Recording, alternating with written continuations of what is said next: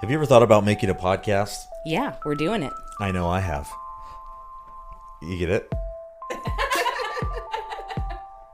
So, when we were thinking about putting out a podcast, we wanted to make sure that we had all of the, software things that we needed to record. We wanted to have all the things that we needed to edit. And it seemed like there was a lot of different things in a lot of different places. But what we found was Spotify for podcasters. And that was really what we needed to open the door to all of those different things. They have it all. Right. I'm a technology dummy, but with the Spotify for podcasters, you can use it from your phone or you can use it from your computer. So even if you travel or you're on the road, you can still do your podcast. If you want to go interview somebody at their house, you can do that with your phone, which is super cool. And then, you can distribute your podcast on it's called rebranded, but it was Anchor before. Now it's Spotify for podcasters. Yeah. Nice. You can also do video podcasts, have conversations with your fans. You can take it to the next level even and have a Q&A or polls. So with that, you can also earn money doing ads like this one. What? Best of all, it's totally free. So it's free. So it's free. So don't miss out. If you have a voice and you want to get it out there to the public, don't be scared. Just get on to Did you say skirt? Spotify.com/podcasters. Or you can download the Spotify for Podcasters app on any app store. So Spotify.com/podcasters to get started putting your crazy voice out there on the internet. And getting fringy. That's Do right. it. Stay fringy, my peeps. Do it.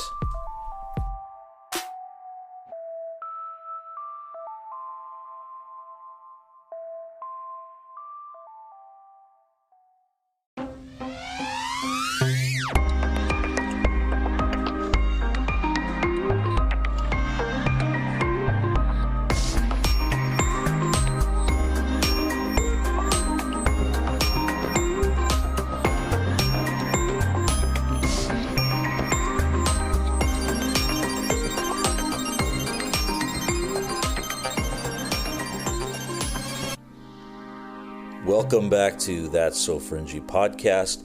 We're so glad that you were able to come back and listen to another episode. We hope that you enjoyed this episode. We're going to get back into our CIA series that we were doing earlier. We got another one for you, and I think you're going to like it, so stay tuned for that. But before we go into the episode, I just want to say that we've got lots of different options for you to get a hold of us if you have any questions or you'd like to just reach out. Maybe you want to come onto an episode, you got a story to share, or you've got something that you've experienced that you'd like to share with the world. We would love to talk to you and see about getting you on.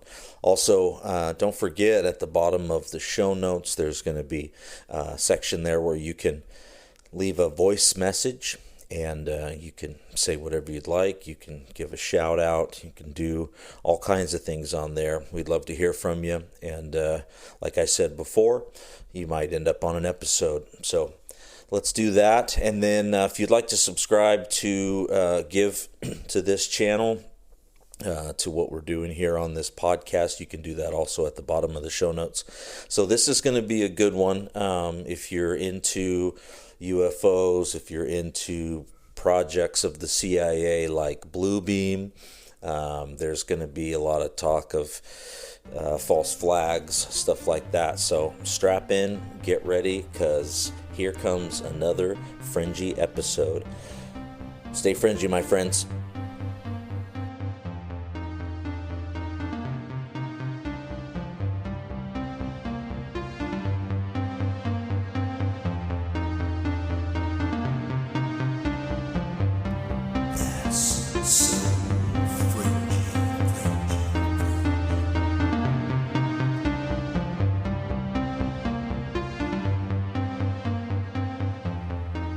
Hello and welcome back to That's So Fringy podcast. I'm Rick. I'm Bethany. And I'm Kristen. And this week we wanted to bring you guys something a little more familiar, going back to our CIA projects series, and we want to kick in some more of these projects that we've looked into, and hopefully you guys will learn a little bit more about what's going on behind those curtains back there. Very interesting. So this one we're going to talk about that we've got two things we're going to do, but we're going to start with Operation Northwoods. What's that? Which I didn't really know anything about it until not that long ago, in the last couple of years. I mean, you start diving into some of this stuff, but I guess a quick overview of it is that it was a false flag event that they were trying to stage against Cuba back in the early 60s, to try to create war, conflict, Right. all of that stuff. Yeah. So I thought maybe we should start with what a false flag is, because I've heard the term a lot, and I actually did look up the definition a while ago because I wasn't entirely sure what it was. So this is the definition. A false flag is a political or military action carried out with the intention of blaming an opponent for it. Nations have often done this by staging a real or simulated attack on their own side and saying that the enemy did it as a pretext for going to war. So, and that came from pirates in the 16th century, which it makes perfect sense. They would fly the flag of a friendly nation to deceive merchant ships into coming closer. You know, so they can just pull up next to them. Right, they'd put up a flag of like, hey, we're the Team Blue, and then these guys would come over like, hey, we love Team Blue, and then they get over there and boop, Team Red. Yeah, Are these gangster pirates? It is. It's the Sharks and the Jets. All right. Okay. So that's what a false flag is, just because you're probably going to hear that throughout the episode. I thought maybe we should start with identifying what it was. Yeah, I like it. Yeah. So the other kind of major things would be, we're going to be talking about Castro, and there's a lot, I mean, there's tons of information on him you can go look at, but he was, I don't know, elected or whatever they call it over there, in 1959. So that was kind of when Castro came into power. It was the height of the Cold War, all of that stuff. So then let's dive into what the CIA actually did.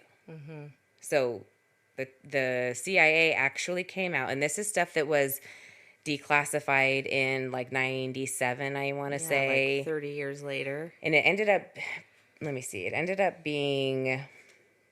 coming into light because of the JFK assassination. You can put in a request, we've talked about this before, for the Freedom of Information Act, where you know, it's very specific, and if they don't like your verbiage or something, they just spit it back out, and they're like, no, you know, fill it out again. So sometimes, obviously, it can take 30, 40, 50 years for this stuff to come out, but eventually it will come out. So in like the late 90s, it came out as part of the JFK assassination, and they declassified tons of stuff, which was some of that MK Ultra stuff. It was some of this stuff. I mean, there was tons of stuff. So you can go on, and we'll put it in the show notes too, but you can find the PDF of this actual document, this declassified document that talks about all of this stuff.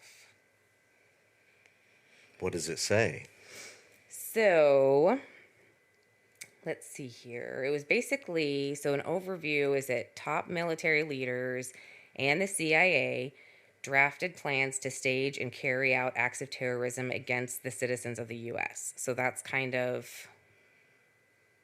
the gist. Reader's Digest version. Yeah. But so in 1962, which was the height of the Cold War, the U.S. felt that they were falling behind in the Soviets in the nuclear arms race. So, which was kind of their shtick back then. That was like, oh well, we don't want the Russians to do it, so we better do it first. There was actually another, we'll talk about it later, but another project that came out where they basically sprayed a bunch of bacteria on the bay in San Francisco to see what this bacteria would do in a densely populated area. And shockingly, a bunch of people got sick, That's odd. which seems weird, but they did it because they wanted to know what would happen in a bioterrorist attack. If another country came and did it, they wanted to know what would happen. So that they used that guise over and over. It's kind of a running theme throughout the CIA. We did it because we wanted to know what would happen if the enemy did it. which is stupid, but National security. Yeah. Right. Again, there's that word again. All of these lies are just clothed in it's like a bad cologne, where somebody just puts on too much cologne and they just stink. And you're just like, wow, I can really hardly stand to be around this person. Yeah. Yeah. It's like that. so we're going to get you for Christmas a cologne that is called CIA. Yes. Awesome. Yeah, We'll put our exactly. essential oils together and we'll make you one. Okay. So the the U.S. feared they were behind the Soviets, and then they realized, hey, Cuba's only 100 miles off the coast of Florida. So I bet you the Soviets are going to gang up with Cuba and they're going to attack us from there. So it was basically this whole like game of telephone where they're like, yeah, this is what's going to happen. And it was all pure speculation, which they say later. But so they were trying to take out Castro in 1961, and there was this Bay of Pigs incident, which is a separate thing, but you guys should look it up because it's fascinating. But they also tried to assassinate Castro with Rick. When you told me this, I was losing my mind because she said He couldn't get over it.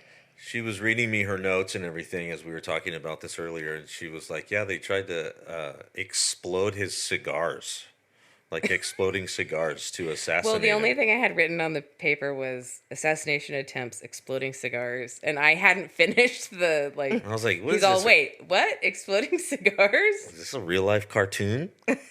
Basically. This is what they do." I mean, there was cartoons. lots of assassination, like things that what could we do to assassinate him, and it was like poison cigars, exploding cigars, all kinds of stuff. But anyway, side note, that was a funny. Yeah, so Cuba was this kind of battleground, or they were at least putting out the story that that's what it was. It was this battleground between the United States and Russia, and whoever got it first was gonna have the ability to take the other over. It Right. was almost, and they obviously didn't want Russia to get it because then they could bomb us from really close, and so there was this fake hype, kind of like Y2K and Iraq War and all these. They always build up a fake hype, and then what happened on the day after New Year's Eve, 2000. Everybody had a bunch of January 1st. leftover pinto beans, dried Yeah, pinto Yeah. beans. everybody was just looking at each other like, Okay. so did it happen? Ooh, Or I guess everything's fine. and then I mean the news was working up to that one for months, Oh, yeah. or years, Yeah. Oh, even. yeah. Yeah. Years,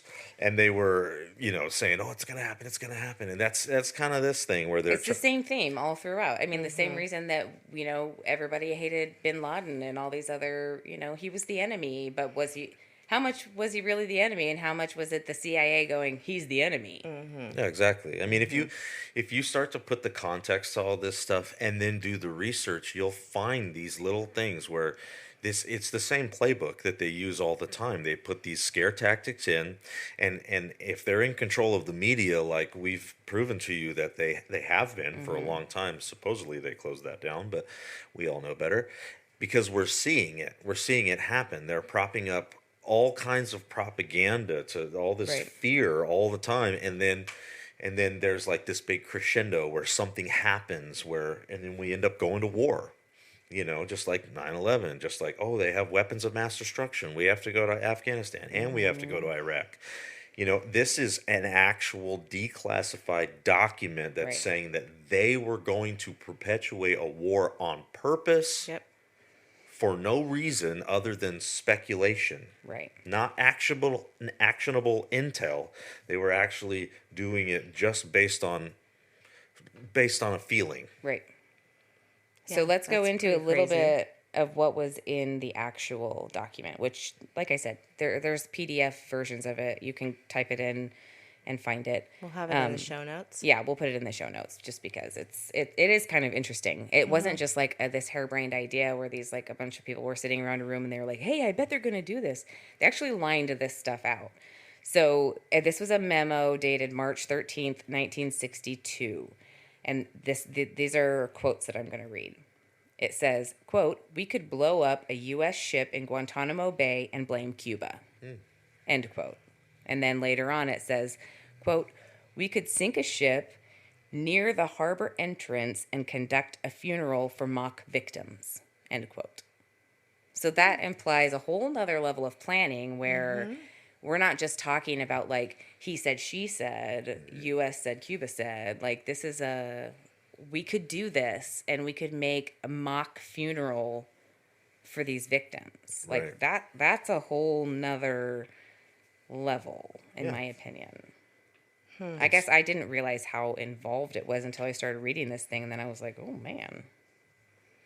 Yeah, it's pretty wild when you think about staging out a full-on false flag event to almost like you're directing a movie, Yep, exactly. which is very The interesting. world is a stage. You know, you're putting all the players in place. When you read this document, you see that they had it all planned out. They have people giving their opinions, and then they have it all planned out, and they Like step by step. Yep. and then it gets presented and as an actual viable plan to carry out without telling the American public, and going to war without telling the American public that you're the one that caused this to happen. And now we know, because these documents are declassified, but that's an evil trick to get us to Right. go into war just so that they can make more money. Yeah. It's all So about here's the money. yeah, totally. So here's some of the steps that they lined out.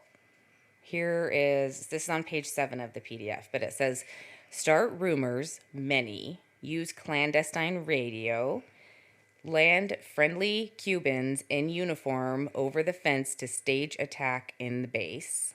So then they were going to capture, they always say friendly Cubans, because there's a difference between Cubans and friendly Cubans, right?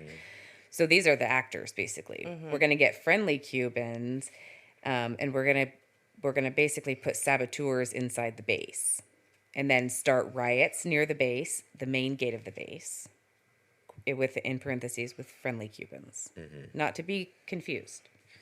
And then they've got tons of stuff in there. Blow up. They're going to burn up the aircrafts. They're going to lob mortars onto the base. And basically they're going to do all of this to the U.S. base over there and say the Cubans did it. Yeah, That was their plan. Do it to their own people. Yeah. Because their own people are going to die. Right. Their own service members Right. that are guarding Guantanamo Bay are going to die. Who are just there Exactly. doing their job. Doing their job. Yep. Yeah. They signed up to protect their own country up into the payment of blood, their life. Yep. And they were just going to kill them. So this is in the 60s, early 60s. Imagine, I can think of a couple events in America that could have been false flags. When you really think about it, Yeah. 9/11. And when we say Right, false exactly. flags, that was a good definition that you said, but we have to be careful to help people understand that when somebody like me, Mr. Conspiracy Theorist, says false flag, that doesn't mean that the event didn't happen Right. and that you just saw it on TV. I do believe that the more accurate statement that conspiracy theorists as a whole are trying to say is that there are things happening. Right. These are actual events happening. As you hear from the document that Kristen was talking about, they were planning to actually blow up a ship and actually kill people and then they were going to probably film it all and show it to you on TV. And blame, the whole thing with the false flag is the shifting of blame. Yeah. So it was going to be the U.S. basically waging war against the U.S., but they were going to blame it on Cuba. So, and this event didn't happen, but you're right. There's tons of events that have happened over time. Look at 9/11. I'm sure we'll do episodes later on that whole thing, which is a huge, huge thing when you start digging into it. But I can't think of very many people before I met Rick that thought that 9/11 was something other than what it was. It was 2 planes that flew into the World Trade Centers, and a plane that flew into the Pentagon, and another plane that crash landed. That's what it was. And that's what we saw. But what was it really? And that's what it was. But who was to blame? Was that the U.S. waging war on the U.S. and blaming it on bin Laden? I don't know. Well, this is where the cognitive dissonance starts to kick in in a person that's been brainwashed for so long, and this is everybody, all of us, myself included. When you've been brainwashed for a long enough time, you get what's called cognitive dissonance, and you cannot fathom that what we are saying could possibly be true because it doesn't make any sense. But that's because you have to remember that you're living in a program that has been programmed for you, and everything that they're doing is, and everything that they're showing you is controlled by the media. And this is a very important point. And for people that say, I don't really care, I don't want to talk about this. No, you have to understand that it has been proven that they, in the past, controlled our media. And I guarantee you, when you look into it today, you'll find that they still are doing that. I mean, look at the Twitter files that just came out. Right. Well, I think that's the funny thing with a lot of these declassified documents is that the story always ends with, but we're not doing that anymore. Right. But, I mean, I don't know. Does a horse change its color? You know, it's. Do you really believe that they just stopped doing that, or do you think that they got caught with their hand in the cookie jar for that particular thing, so they stopped doing it in that with that name and in that regard? But do you really think they stopped doing this stuff? I don't think they did. You know, and it's because it works. Well, the proof is in everything has proof that it works. News stories. The proof is in what we're seeing in front of us today, and last week, and the week before, and our whole lifetimes. We see that there is this manipulation, and if you look it up, like we were talking way back in one of our first couple episodes, or one of our first episodes, where you take all those news anchors and they're all saying the same thing. Script that comes from the CIA.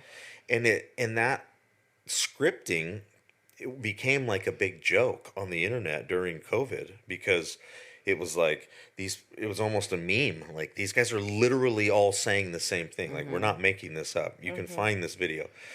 And it's mind-boggling that people nowadays think the news is always telling me the truth. Like, that's impossible, first of all. The news is always telling me the truth. The government is always going to take care of me. State, local, federal, all of that. Yeah. And I don't have to pay and furthermore, my money is safe in my bank. Like, these institutions are not protecting you. Right. But you get lulled into this, like me and Rick were talking earlier, you get lulled into this false sense of security where, you know, the Americans are worrying about gender pronouns and are worrying about this wokeism and all of this agenda that they're pushing. And we're forgetting as American citizens that the rest of the world hates us. We are the arguably the most powerful, influential country, and the rest of the world does not like us. And they're not really worried about gender pronouns because they're focused on the fact that we got to take the U.S. down. And in America, we've been so blinded and lulled into this false sense of security, and we're foolish to not realize that the rest of the world is looking at us like, you guys are dumb. You guys are really dumb, and you're not protecting your borders, and you're not doing all basic safeguards. What's the first thing you do before you go jump in your bed at night? You lock your front door. I mean, everybody does that. Like, I guarantee you, Biden's got a lock on his front door because that's where he puts the files. They're in the locked garage. In the garage, right by the Corvette. Right. Yeah. But that's what you do is you lock your house, and that's a basic, like a primal thing. When you're out in the forest back in the day, you know, you had people that stayed up at night that guarded your camp because that was when you were vulnerable. Yep. And here we are in America with all these quote unquote resources, and we have open borders. We're not even locking our door. Yeah. Yeah, it's wild how they're just kind of pushing this propaganda on us all the time, just pushing it on us.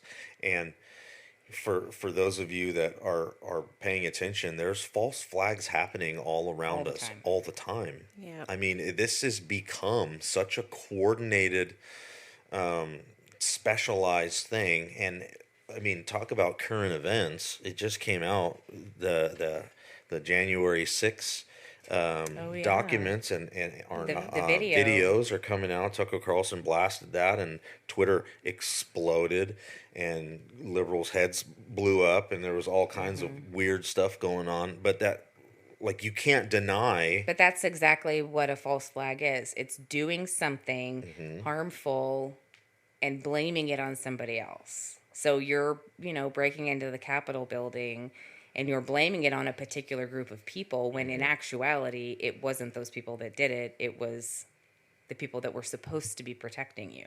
Like, Yeah. So this is like the same thing that they're doing Right. now. And the video shows that these people are walking out nicely. Like, the cops come in and they start telling them to leave, and they just walk out. They thank the police. Some of the police are letting them in, and there was like this really coordinated scene where Ashley Babbitt got shot, and there was like all of this different chaos going on. And that was like the big crescendo moment, right? Where these other people died, but you didn't see that on the news. There wasn't anybody else dying on the news. Ashley Babbitt was this video that went out viral, and it almost, like, if I was to back up and say, okay, if I'm planning an event like that and I'm going to make a false flag, that's what I'm going to do. I'm going to coordinate it into one area that I can film correctly From multiple angles. because I have to put this on the news. So and I'm going to have think enough about it like a people director. in place that if there is a little mistake, nobody's going to notice because there's chaos. There's so much going on that it's like, if you can't break it down, screen by screen and go, okay, every single frame of this, let's see what happened. Because there's people everywhere. Yeah. There's chaos. There's people yelling and screaming. And, the videos are all a little crooked and a little shaky. And, that's perfect. Yeah. And speaking of the propaganda earlier, you were talking about, so this is some of the stuff that was in this Northwoods document. This is where it comes into the propaganda on the American people. So the false flag event is the event that they're going to do, that they're going to blame on somebody else. But this is the propaganda part, the MK Ultra part that comes in later. So in the document, they said, these are all quotes, casualty lists in the U.S. newspapers would cause a helpful wave of national indignation.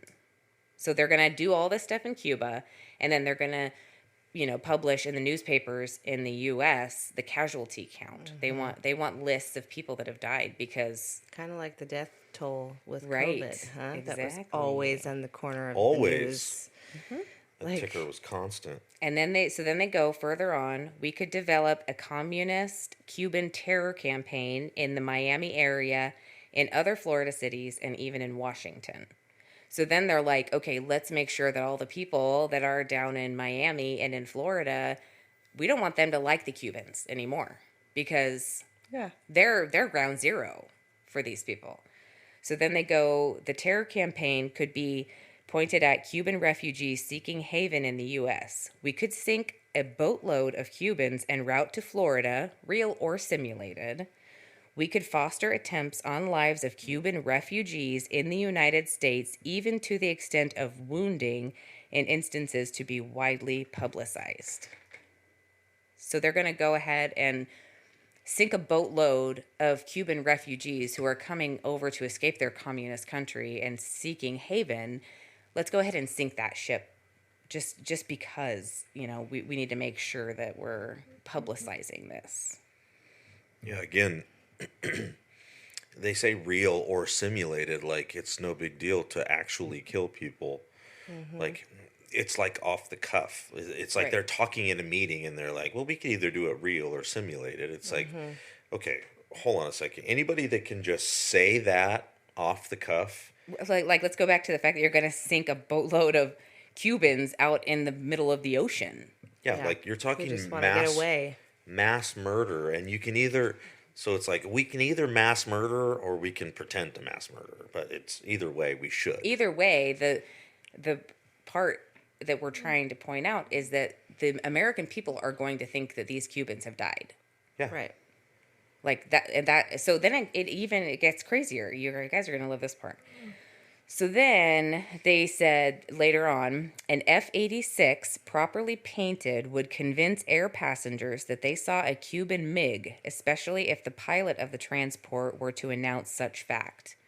So then they're talking about going in and essentially getting a plane that looks like a Cuban MiG and painting it their color, putting on their tail numbers, doing everything so that it looks like it's a Cuban aircraft.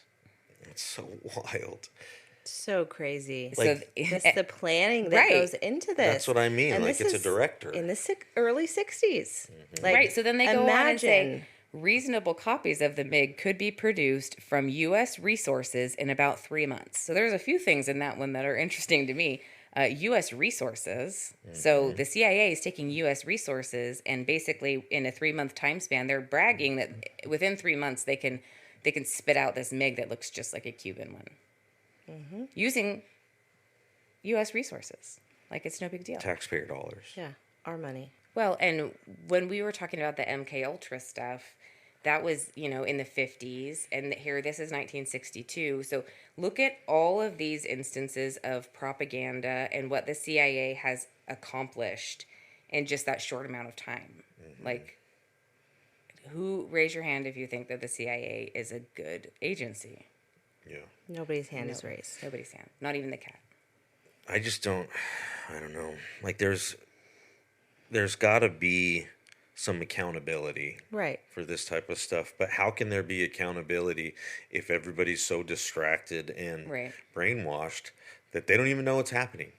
Well, and this comes from the CIA, but let's not forget, if we take it a step farther, this went to the Joint Chiefs of Staff, which was General Lyman Lemnitzer. He was the chairman of the Joint Chiefs of Staff at the time. Of course he was. It goes to him. So it goes through all the channels and gets all the way up to JFK, who's president, who's brand new president, 1962. So it goes all the way up to him before he says, we're not doing this. Like, this is ridiculous. But up until that point, not just the CIA, but our own government had signed off on all of this stuff, had signed off on this whole document. Stamp of approval. Right. So then JFK goes, wait, we're not doing this. And then he's dead within a year. Yeah. I mean, other things obviously probably happened. I'm not saying they're, connected, but sus. Totes sus. So there were other, Cuba operations as I was looking into some of this research. There's one called Operation Mongoose, Operation Bingo, Operation Dirty Talk. Look them up. Look them up, friends. If it takes you to a weird porn site, I apologize. That was not the intent. I was a little sleepy this afternoon taking my notes. No, I'm just kidding. Those are actual CIA operations. I'm pretty sure. All right. So that pretty much wraps that up. And we're figured out that this nefarious activity's going on.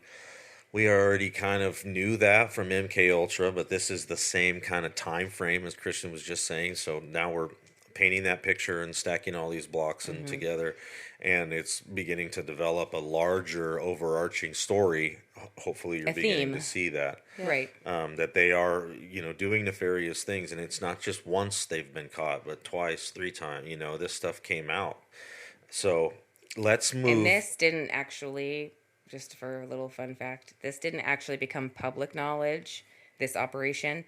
Even though it was declassified in 97, it didn't come out until 2001 when there was a book written by James Banford that was titled Body of Secrets. So that was really when this came out. And I haven't read the book, but I'm going to look into it. I wonder what month in 2001 that book came out. I don't know. You'll have to figure that one out on your own. Figure that out.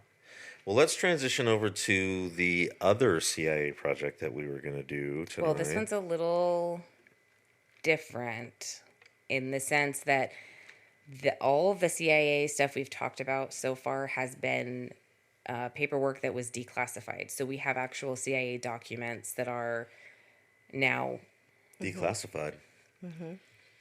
So the one that we're going to be talking about right now is Project Bluebeam, and we don't have any documents Right. from this one. Correct. No official CIA declassified documents. Now, that being said, that doesn't mean that they don't exist. right. I think they probably learned a thing or two after the declassification of, and realizing that after that whole MK Ultra thing, hey, we gotta get rid of all of this evidence. So Yeah, don't I think- forget they burned lots right. of I think documents. they probably maybe learned something at that point and realized that they need to not, type things out with typewriter and send it over. I don't even know how they send things. Well, now they just use fax. telepathy.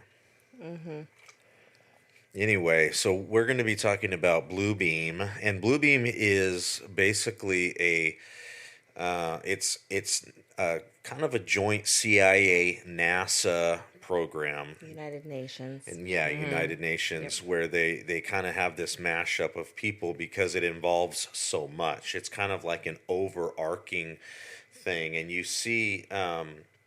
So what it has to do with is lots of different things, but the one major thing that it is it's a holographic sort of technology that allows them to project images in the sky or on a wall, or it's not like a regular projector that you see that's just putting a flat image on the wall. We're talking about massive 3D Did you see the projections. one where it was like on a indoor basketball court, and they whales? They put a holographic image of these whales, like basically like it was the ocean diving in, and it was crazy looking. Yeah. Crazy looking. I mean, I can't imagine seeing something like that, and then they have these buildings nowadays. I don't know if you've seen it, but they actually have like things moving. Like they'll have a thing like a snake will come out and like act like it's going to be attacking a car or something. Like it.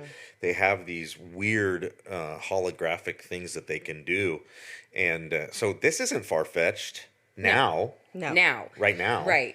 But when this all started, so what was the name of that guy? Sergei Monas. Yes. And So he he's the was one from that Quebec. originally wrote. He was a journalist and an essayist and conspiracy theorist, and so he wrote this book, right, called Project Bluebeam.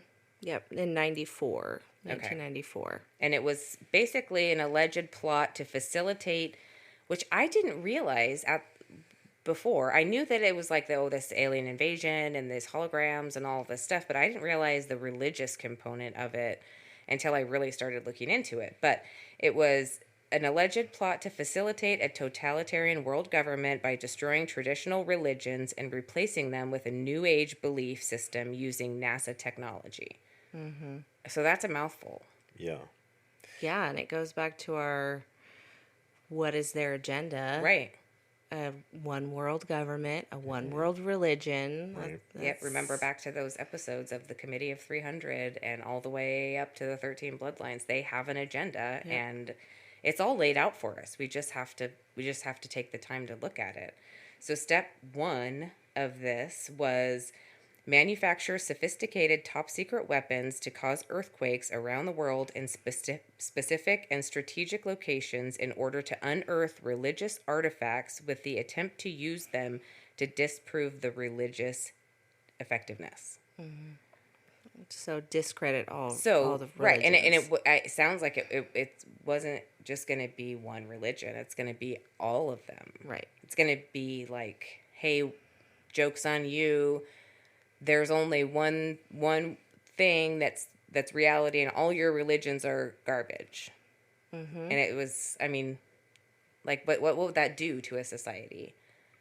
Yeah, I mean, I think he speculated that there was going to be these holographic images of all of the different deities, if you will, or the Right. head figures of those. Yep. So, like, you would see Buddha and I don't know, all of Well, that's Jesus and Mother all of. Mary. right. So that's Yeah. step 2. So step 1 was that with the manufacturing Oh. of the earthquakes and somehow unearthing these crazy religious artifacts that are going to basically disprove all of our religions as we know them. So then step 2 was to use sophisticated technology to beam 3D holographic images of all of the prophets or the heads of the 4 main religions. So Jesus, Muhammad, Krishna, and Buddha. They were going to basically merge them all into one. So the images would broadcast simultaneously in the sky around the world. They will then merge these images into one in order to make all people feel their God is speaking directly to them. Their sole intent is to use this tactic to usher in the Antichrist and the end times. Yeah, so if we think about from a biblical standpoint, and you've mentioned before, even the elect will be deceived when the Antichrist does in fact come. This makes a lot of sense. Right. I mean, if we're as Christians looking for, the second coming, Right. that's what we're waiting for is the Right. second coming of Christ, right? So we start to see these trumpets going off and we start to see all this stuff happening up in the skies. I mean, who's not going to believe that's the second coming? Yeah. Like who else would do that? No other religion talks about that. Well, and if you don't know about this project Right. and these technologies and stuff like that, maybe say you live in backwoods wherever, where you don't have any technology, you barely have gas pumps, Yeah. you got one stoplight in your town and you're looking at the sky going, Martha, get out here. Yeah. Hey, we have 4 stoplights in this town. No, we have 3. It's got to be just like a shocking, like bone-chilling experience to look Right. in the sky and see this, like, these figures coming out and then like merging together, and then you get this understanding. All of a sudden, it says in your mind. Does it Right. say that? Yeah, so that's later on. Yep. So then in step 3, it says they will use invisible wave frequency technology via a telephonic platform to access people's minds and implant thoughts in order to gain control of the mind and make people feel that they are in direct communication with their God. Correct. So they're going to merge all of these people together and say, hey, all of you Buddhists, hey, all of you Christians, you're all worshiping the same person and it's me. Yeah. Yeah. And then all of a sudden we're united in religion and we go, oh, okay, so we are all worshiping the same God. That's so crazy. Like, that would be super cool, except that it's not true. Yeah. This is what they're going to do, because how do you figure in today's day and age where everybody fights about literally everything, including grammatical errors on your Facebook post? There is fighting literally there's about there, and then there's there, There's and there, then there, and there's there. there. Right. Get it right. How are people going to come together for a one world religion? It seems impossible, but it is. If you look at it through this lens and go, they basically went over and kicked the anthill, and then everybody goes running around scattering because they're like, oh my gosh, the sky is falling. And then all of a sudden, something has to unite everybody. Yep. And we look at this from scripture and we go, something has to unite everybody.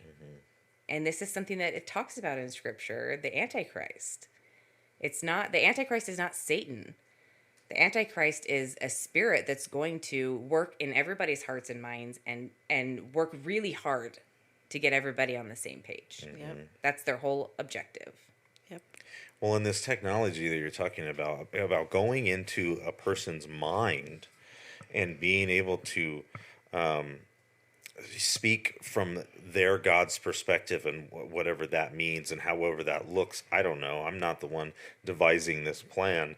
But if I were to put some thought into it, I would say you would probably have to say certain things that would trigger certain thoughts, certain very key things to that person's understanding. And how would they even know what religion you are? Kristen had a theory on this. Well, so then in step 4, it says they'll use their sophisticated technology to put the thought in individuals' minds that the rapture is coming and they will face an imminent alien invasion. Okay, this is big time. Also, they will get a transmission into their minds that currently there are other planets. so stay with me here. There are other planets being invaded and ravished. They will use a fake alien invasion to finalize the birth of their new world religion, the Antichrist arrival, and the New World Order. So I was thinking about this, like how would they do this? If we're talking technology, which we're talking, they mention sophisticated technology so many times in researching this. What is the first thing that you put on in your phone or in your computer when you very first pop it open for the first time? Language, English. So I'm picking English. And then it goes from there. It's got my birthday. It's got all of your information stored on your devices. So all they have to do is drop one message, and then when it comes to your phone, it's going to be speaking in your language to you. It knows your age. It knows your, they have all of this information already collected. So when we talk about that data mining and we talk about them getting all this information, this is why you should be suspicious of this stuff. Well, because this stuff doesn't seem so crazy when you think about all the information that they have about us. And why are they funding programs to give homeless people cell phones? I mean, I don't know about everywhere, but they do here. Yeah. Like you see bums sitting out in front of businesses plugging their cell phone into McDonald's to charge their phones. Like, Yeah. Oh, yeah. Every homeless person has a cell phone around here, but that gives them more information, and that's what they need is information. Yeah. Yeah, it's crazy when you think about it. I mean, it might seem far-fetched when you're talking about all of this technology, and this guy was talking about this type of technology way back. Like, Right. This wasn't just written like in 2020. This was written back in Early 90s. 94. Which means he researched it and did all of this prior to. So, yeah, we're talking about 80s. In the 80s, he was... Well, and there's been other people that have talked about it. He's not the only guy. Right. I mean, if he's the only guy talking about it, then we should all probably take pause and be like, okay, we've got one nut job that's talking about this. But we've got That's a lot. Consider the source type of argument. Yeah. So you've got a lot of people that are confirming this and a lot of things that are pointing to this. There is a major thing that's pointing to it, and that is that he got his children taken away from him. Well, yeah. So this Sergei Monast, he was born in 1945, puts this book out in 94, and then it says by 1995 he was being hunted by police and authorities for involvement in, quote, networks of prohibited information, end quote. Yeah. So he was obviously really researching this stuff. And then I'm sorry to interrupt you, but if he was getting in trouble for that, that means he was accessing, maybe he was a hacker. Maybe he was a hacker. Maybe he was an old school hacker, because there are those dudes. There were some guys way back in the day that have been hacking forever. My dad was one of them. Yeah, he was a nut, computer nut. So before computers were really a thing. Yeah. We won't go into that because I don't, we can't talk about those things. Can't talk about that. But so this guy is being basically sought by the authorities because he's accessing stuff he clearly wasn't supposed to.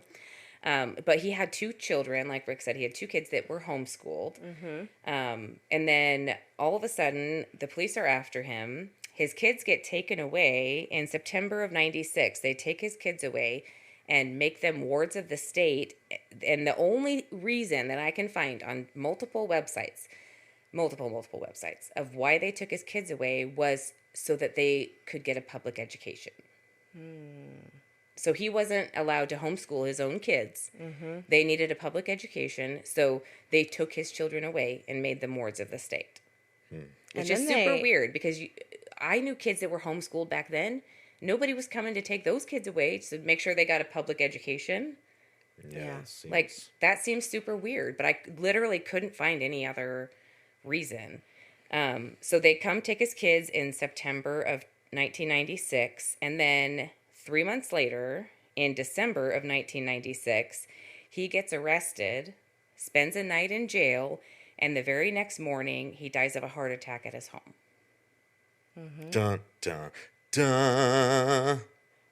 Like, sus. What the heck, dude? Yeah. Yeah, I don't know. And super sad. there's not a ton of information on this guy. He does have a Wikipedia page, which, that's where you can get information, but also consider the source. Yeah, that's the story they want you to Right. know. So you kind of have to read between the lines a little bit. But I did find a fun fact. So Mel Gibson's character in Conspiracy Theory, that movie, Jerry Fletcher, was basically modeled after this guy. Oh. And if you remember in that movie, which it's been a little while since we watched it, but the conspiracy theorists turned out to be right. Yep. Well, and they were coming after him And hard, though. they were really coming after that guy. Yeah. Yeah, I mean, the whole thing about conspiracy theories, and if people would actually take the time to sit down with the conspiracy theorists with an open mind, they'll find that they're not actually as crazy as people think that they are. Or it might seem crazy at that time. Right. So in 94, sure as shit, this sounded crazy. Right. But fast forward now to 2023, and it doesn't seem so crazy because we're like, well, yeah. No, you got Of course superheroes. Our phones would have all this information about us. Like, no big deal. Yeah, Well, you got- didn't go ahead. sorry to interrupt. No, you're Didn't fine. Snoop Dogg do a concert with a holographic? Oh my gosh, Tupac, he did. like, I on totally his forgot about 20-year that. anniversary or something. Yeah. So like we know that the holographic images they can do that. Right. Obviously, he did a Right. whole concert with him. That's true. I totally forgot about that. I mean, they didn't need it because he's still alive, but I do miss Tupac. I miss Tupac. I just one miss million. him. I want him to be alive. That's wishful thinking. Yeah. Oh. Anyway. No, but it's true. And they have, I mean, even back, remember that, what was that movie, The Crow, where Brandon Lee, he was shot on set and died, and they ended up basically splicing together the rest of the movie to make it work. And they did that with that Heath Ledger movie, too. And Paul Walker. Oh, in yeah. Fast and Furious. So yeah. they can make it work. They can make them say and do whatever by just computer programs now. Oh, yeah. Yeah, I mean, CGI. if you're watching anything like the Avengers or anything like that, Yeah. you're seeing all kinds of crazy stuff. I mean, even when you get into the multiverse movies, the Doctor Strange movies, I mean, you're seeing all kinds of crazy stuff shifting and moving around, and you're just like, yeah, now I can see how they could do something like this. Right. But remember Superman back in the day, it was like you could like almost see the cables that he was hanging from. Like it was Right. so not realistic. And Right. that's how you knew it was a movie. Like, Yeah. well, movies now have gotten to where like some of it's crazy. Yeah. Like how, like, I mean, they're, what was that Megalodon movie or whatever? Like that had to have been a real shark. No, it wasn't. Fact check. It wasn't. Yeah. So the whole thing about the religious aspect is super interesting. Right, because I knew, like I said, I knew about the alien invasion part where it was going to be like this holographic, alien invasion Well, type so thing. what's that all about? Because I don't know. I mean, we're going to have to get a UFO like expert or something on because I'm so up in the air about UFOs still that I don't know. I believe people are seeing something for sure. right. I agree. What I don't know is, are they doing this Project Bluebeam little bits at a time to see if people notice, to see if people are paying attention? Like, I mean, who looks up at the sky anymore? Hardly anybody looks up at the sky. People are looking at their devices all the time, especially, 20 and under. They don't even know what the sky looks like anymore. So are they putting this stuff up there just to see if anybody's paying attention yet? I don't know. Quite possible. Because people are seeing something. I do not doubt that people are seeing something. But I also don't believe that a demon is in a spacecraft. I don't think a demon needs a craft to get around. But I don't know. What is it? What are they? What are UFOs? What are aliens? What are aliens? Fallen angels? Is it a vessel that is being used by... This is all very interesting, and we probably should go down all those rabbit holes. Yeah. However, I'm going to wrangle y'all back in real quick, and we're going to go back to... Wait, so there was another little bit that you were looking at. Yeah, I was going to go through the timeline. So it's a very interesting timeline when they when all of these events started happening. So like, when did we start hearing about aliens? You know, it was like what, back in the, I don't know, 30s, 40s. I know Roswell was 47, but I think there was a couple things that were going on a little bit before that. People were seeing these blips in the sky, and they were these blurry little blobs, and Right. it was really hard to make out, and they could only get blurry pictures, and because cameras sucked back then, so they could get away with this stuff if it was practicing with actual flying craft. If the government does have flying crafts, which I think that they do. I think they have these type of flying crafts, And they have way more technology than we're yes. being led to Oh, believe. absolutely. I mean, I think it's clear by now on this podcast that they lie to us, and we all, yeah, it's crazy. It's super crazy. She's Super like, crazy. "What the fringe?" What the fringe? Oh, I like that. That just happened. Anyway, so you know, it's really hard to wrap your mind around the fact that they have all this hidden technology and all these things, but you have to consider that they have places like Area 51, you know, and that's boggled the mind of people for a long I time. know, we but should do an episode on Area but it's 51. just it's an Air Force base. It's literally Yeah. an Air Force base, and so it's government property is what I'm Right. saying. Just because it's secret doesn't mean it's not government property. And you have places like Mount Weather that are just like complete black sites where it's like you can't go there, you can't. It's built into the mountain. These are things you can look up. These are real places. It's like there's a lot of secret stuff going on, and these UFOs are becoming more and more prevalent, and we're Right. even seeing it in the news today where they're, or not today, but recently, where they're talking about UFOs, like something was shot down here. all the time. Well, and I think Yeah. that over time they've tried out the UFO thing on different generations to see how people would react to it. And for a while it was, oh, let's make the people that see UFOs crazy. So now they've kind of rebranded it with calling them UAP. Yeah. So because people aren't triggered by the words or the initials UAP, but people are triggered by UFO. Right. Because that's science fiction. That's not reality. Right. So then they went, oh shit, we got to rebrand this into something that people are going to actually believe, because now we think that we're really in a place where we can really convince people about this. Well, yeah, because when we wanted to keep it a secret, it was called UFOs. Right. But now that we want to release it to the public, we have to rebrand it. Yep. And we have to realize this is how they work. They think in branding. They think in how is your brain going to receive this information, and they do it with colors. They do it with all kinds of stuff. And they know your programming because they put it in there, so they know how you're going to respond to UFO because they're the ones that embedded it into your brain. Programmed you to say that was crazy. Right. Yep. When really you were seeing them working on secret projects that they didn't want you to know about. Right. And then while they were working on those projects and stealing your money for the black budget to fund that, then they were also going over here and being like, oh, what is that? A weather balloon? Oh, that's weird. And so then the timeline, if you look at the timeline, then they do Operation Blue Book, which is the report that went into, it started out going into the whole Roswell investigation, and then it went from there, and it was basically like this committee of people that were collecting all of the UFO information because there was a lot of stuff going on. And then that was cut off and stopped, and right after that was cut off is about when Bluebeam started happening.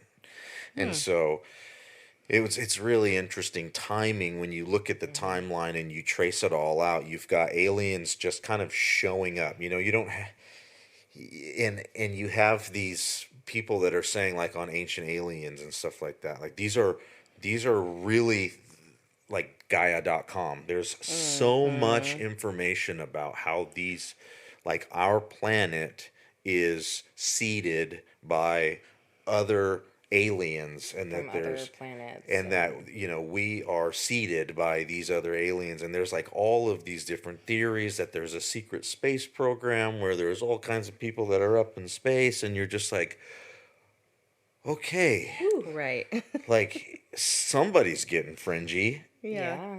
in their peace pipe. I don't like when you look at the evidence, we have very little evidence of actual aliens. Yes. We Right, have a right. lot of evidence of blurry pictures. Well, and the other weird thing in this UFO phenomenon, which has always concerned me a little bit, is when you listen to people's accounting of this situation, most of the time there's no sound. Like, I can't even turn on my hairdryer without a lot of sound, right? So there's no sound to these things. And when they look up at them, for the most part, there's no like rivets, there's no seams, there's no nuts and bolts, for lack of a better term. Like, you're not seeing how this thing is put together.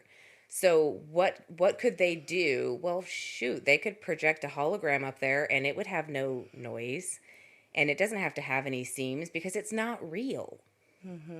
But you're really seeing it, but it's not real. Oh Like, yeah, talk about a especially if you're mind deer trip. hunting or something Right. crazy ass like that, where you're out there deer hunting and you're just like, oh my god, like and maybe they're doing something nefarious in that area and they want to scare you away. Or what if it's something like you're out elk hunting, like on that missing 411 stuff? You're out elk hunting, these German elk hunters for some weird reason, but it has to be somewhat dark for a hologram to be its best. I mean, obviously they put that hologram on a basketball court with fluorescent lights above it, so you can do it in any light. But for it to be its best and look the most intricate, you would want to have not a lot of light pollution. So I don't know.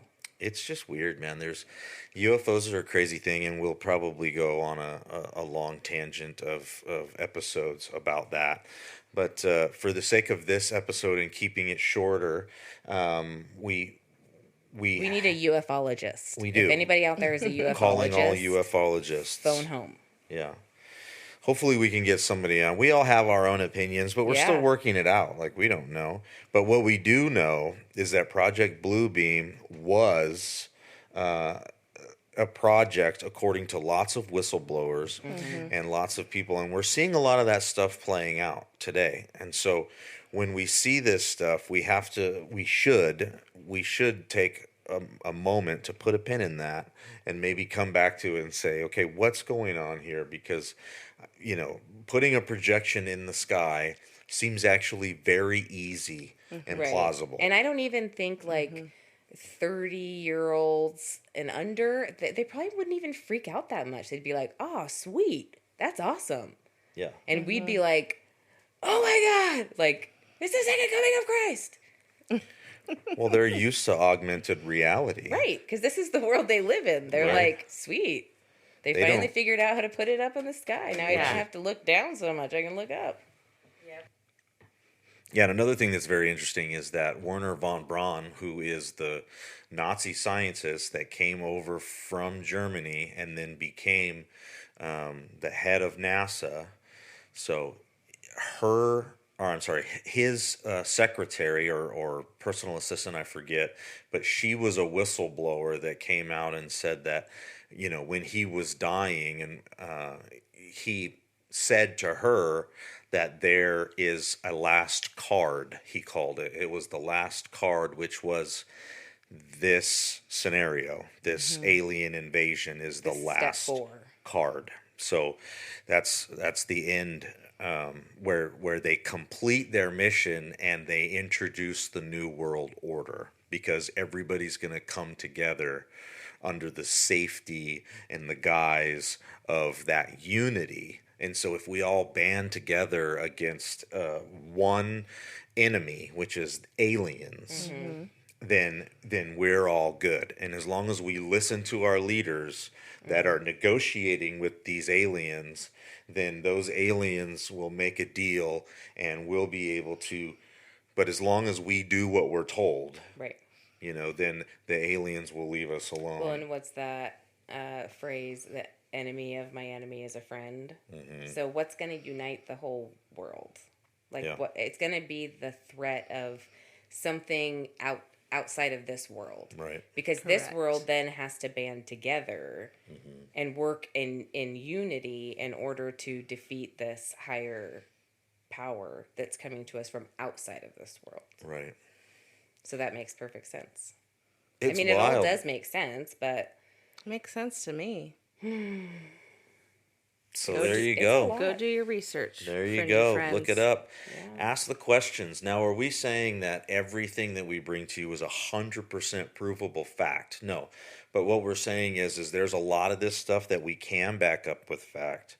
And some of the things that these people are writing, dig into them and where did they get their information from? That's what we've done. And we're only bringing you stuff that can be substantiated with a lot of different people and a lot of different things, and the fact that this guy that wrote about this and I guess you would say blew the whistle on this, that guy was murdered, right. in my Right. opinion. Yeah. And there's the guy that wrote the book, Behold the Pale Horse. Oh yeah. That's from Revelation, but he wrote a book. He was a very famous conspiracy theorist that had a radio show and very, very popular. Gosh, I'm forgetting his name. I thought I had it written down here somewhere, but I can't I think you have find it. William Cooper, that's what his name is, and that's Revelation 6:8. But yeah, he was also killed after he wrote that book, and in his book there was a lot of that same stuff where he's basically saying, this stuff is coming, guys. You Right. need to pay attention. We've looked at these documents. He was in military intelligence. This other guy was in military intelligence. Like they're coming from the inside, sharing this information and trying to wake us up and saying, hey, I wasn't able to talk, but now I'm saying this and I'm probably going to die for it, but whatever. Right. And then and what happens? They die. Yep. And that we should probably pay attention to that, because what these crazy guys are saying, they're just disappearing or they're dying or whatever, Well, and in some of the research, I thought it was really crazy that this guy, this Canadian journalist, he had made reference to them essentially murdering people by faking a heart attack. So I don't think he really gets into like how they're gonna do that, but it's highly suspect that he literally gets out of police custody and dies of a heart attack. Or did he die in police custody and they just went and placed him in his bed and said he died of a heart attack at home? We don't know. Who knows? That's this. I mean, like, is Epstein really dead? We don't know. So was he Epsteined, or was Epstein Monasty, whatever this dude's name is? Monast? I was calling him Monasty. Monasty. Which one are you calling Monasty? I'm sorry. We need to clarify. We need to clarify here. Epstein's Monasty too. Oh, no, but go look this stuff up. We will put what we have in the show notes. We'll put in, the PDF and all the stuff that we have, we will put in there. And you can, if you want to send us other stuff or, Or if you have questions, if you come up with Yeah. something where you're like, that doesn't make sense, or I have a question about this, or how does that work? Send us a message. Our probably website. the easiest way, would be the website or our That's So Fringy at gmail.com. Yep, that's so fringy@gmail.com. You can Or the email us. Instagram. Or you can go on Instagram, leave us a message there. The website is www.that'ssofringypodcast.com. Check us out. Send us an email. We would just love to communicate with you guys. You can, If you know ufologists. if you know a ufologist, send them our way. Send them on over. All right, you guys. Well, that's an episode that was a pretty lot. fringy. Pretty A fringy. lot of information Yep. in there. You might have to go back and listen a couple times just to get it all. The CIA series has been really good though, because we're building on the foundation that we're setting now of the themes that the CIA uses over and over throughout time, and then we would be foolish to think they just stopped. So I venture a guess that in 30, 40, 50 years, a lot of this COVID stuff is going to come out as a CIA project. Yeah, or sooner. I'll be long dead by then, but if somebody wants to maybe just put a little Post-it note on my headstone, like, you were right, that'd be cool. Well, we could just get "I told you so" on your headstone. That way, Oh. whoever shows up would be like, "Oh, she told us." I think I told you so is going to go in your headstone. Maybe. We'll see. All right, you guys, that's another Fringy episode. Don't step away. Come back to us. Listen to our episodes. We miss you. You miss us. We know that. So come back for the next episode, and we will see you on that one. Again, I'm Rick. I'm Kristen. And I'm Bethany. And we are That's So Fringy Podcast. Bye. Bye.